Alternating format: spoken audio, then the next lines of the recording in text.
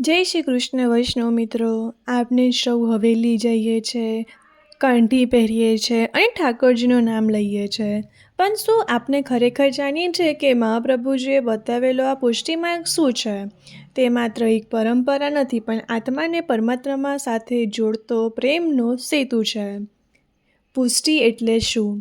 શાસ્ત્રોમાં કહ્યું છે, પોષણઃ તદન ગૃહ, એટલે ભગવાનની જે સ્વપારી કૃપા છે એ જ પુષ્ટિ છે.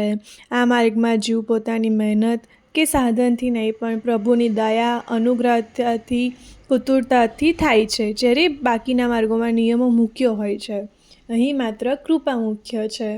પુષ્ટિ માર્ગની સૌથી મોટી વિશેષતા એ છે કે અહીં ઠાકોરજીની પૂજા નથી થતી, પણ સેવા થાય છે.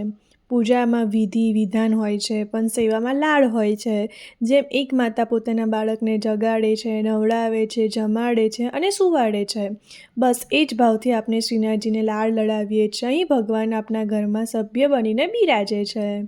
સવારે મંગલાના દર્શનથી લઈ રાતે શયન સુધી દરેક લીલા પાછળ એક ગૂઢ અર્થ છુપાયેલો છે. ભલે આપણે સંસારના કામોમાં વ્યસ્ત હોઈએ, પણ આપણું ચિત્ત હંમેશા ઠાકોરજીમાં પરવાયેલું રહેવું જોઈએ.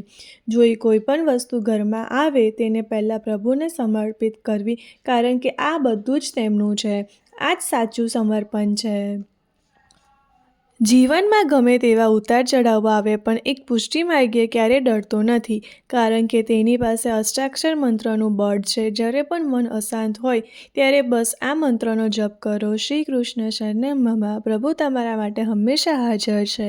જો તમને આ માહિતી ગમી હોય તો બીજા વૈષ્ણવને સાથે શેર કરજો અને કમેન્ટમાં જય શ્રી કૃષ્ણ જરૂર લખજો, અને ચેનલ કરવાનું સબસ્ક્રાઈબ કરવાનું ભૂલતા નહીં.